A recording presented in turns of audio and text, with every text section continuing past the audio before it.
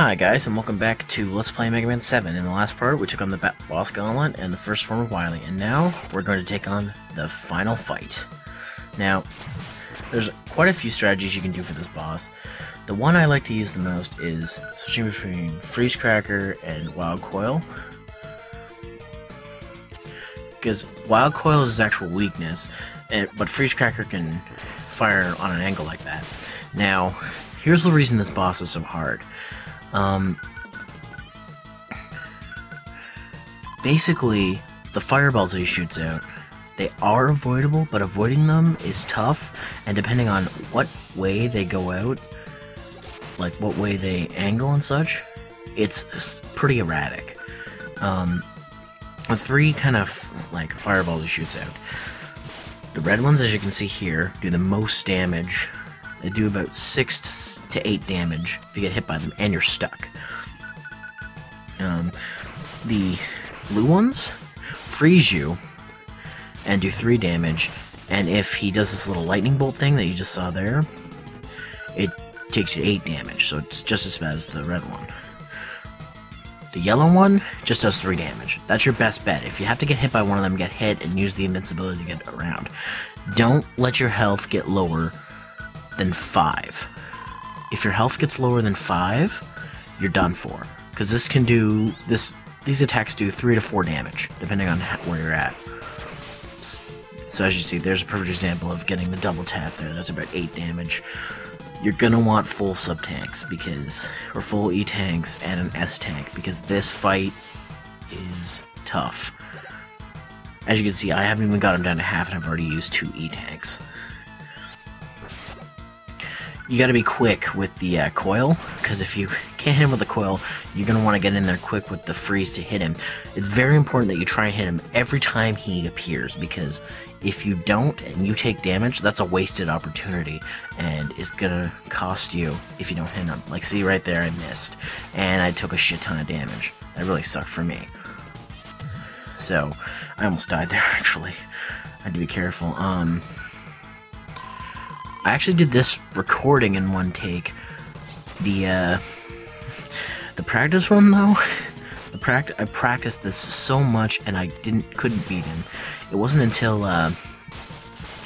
my buddy Blonde Guy Gamer, or Jake Volta, basically said, I said for a second, you know, I don't know if I'm going to be able to finish this LP. I'm just so frustrated on this boss. He's just like, you know, just keep going at it. Eventually you'll get it. And I'm like, he's kind of basically saying, don't be in a rush. Don't cop a TUDE. I don't know if I'll put that in, but basically he's like, just don't rush it and just take your time. And that was good advice, because every time I was trying, I was getting more and more frustrated because I couldn't remember my pattern, and I actually had to watch somebody fight this to think of a new pattern, because the patterns that I were trying weren't working. So I finally said fuck it, and went for gold. As you can see, I cut this as close as possible.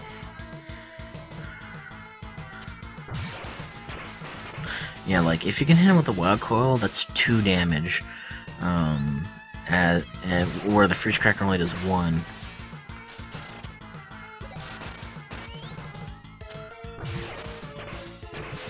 There is a way to make the wild coil bounce up and hit him, but I've never been able to do it right. I'm either always in the wrong position or whatnot. And there I just use an S tank. What that does is heal everything. So they're good to have.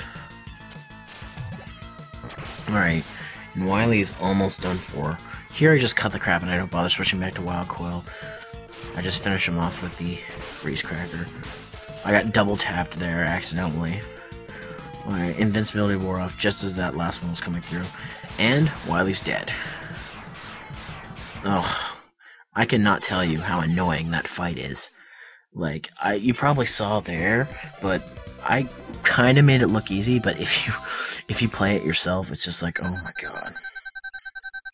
This is probably one of the reasons why I think people don't like this game. Because of the sheer spike in difficulty at certain points. The game is pretty balanced up until the last few battles in the game. Like, this was a huge difficulty spike. It's like, you get through all the game, and you're like, okay, here comes a Wily fight. It's gonna be tough, but it's not gonna be too tough. I love how this is all slowed down, so I am more than a robot. Die, Wily. I always liked this ending of Mega Man 7 because it shows that Mega Man isn't always compassionate. But I can't disagree with him because his ideals was to do something right. You just see that one little rock hit him in the top of the head, and then it was done. But, like, I can't disagree with Mega Man because if he had just killed Wily there, that would have saved so much. That would have not made Wily around anymore. That would have stopped the creation of Zero. Mavericks never probably would have existed, but pretty much due to Wily's, there's, he's been the cause of all problems in not just this series, but the X series, so. Now this ending with him, this one part of the ending here where it explodes and he's walking behind the fire, I don't think is in, or I've heard it's not in, the Mega Man collection. I can't remember exactly. I own it, but I can't remember. I heard that it was like an emulation issue or something for the company that was converting the cartridge RAM into ROMs, executable ROMs for the console, for the disc. Either that or it was censorship. I have reason to believe it's censorship, but it possibly could be emulation issues. You never know, because that is a big chunk of Mode 7 right there. That one little graphic. And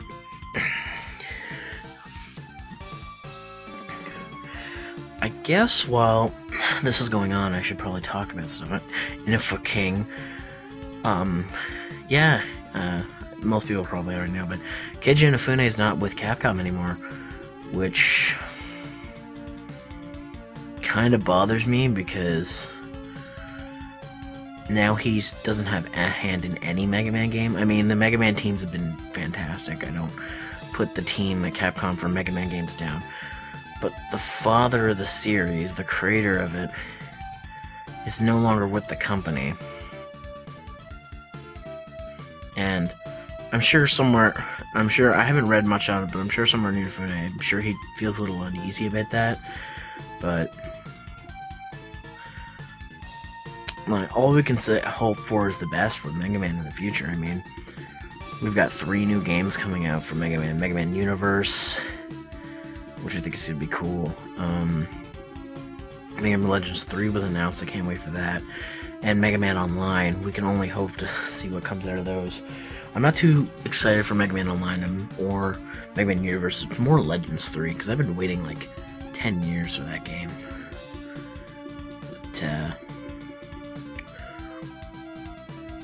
But anyways, this would be a good time to update you guys on stuff.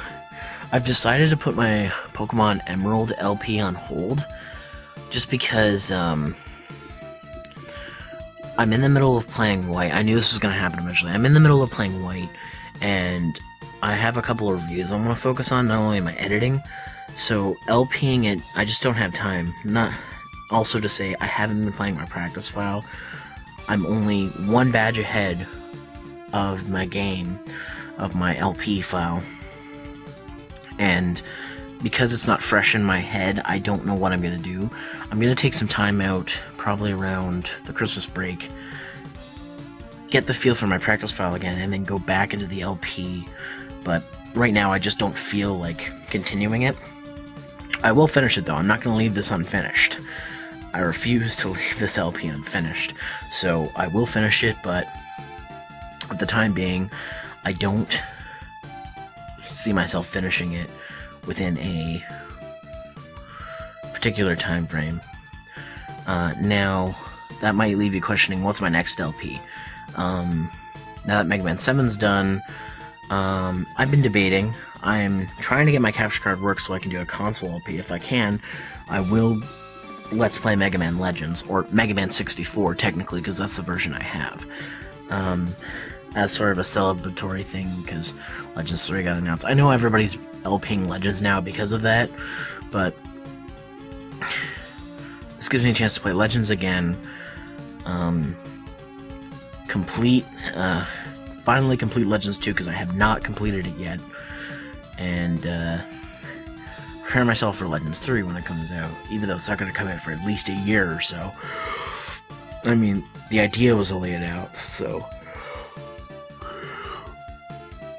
But yeah, that's basically it. And this will be my first time doing an LP pretty much by myself and have it done.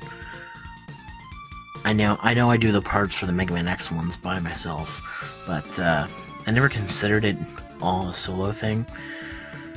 And this is my first LP that mostly had commentary during I was recording. Except for, of course, this last part, because it just was not going to happen with me talking and fighting Wily. And there we go. Thank you for playing Capcom 1995. And thank you, Capcom, for making a fantastic game. Alright. This is Zeromaster, and I am out. See you on the next LP. Bye.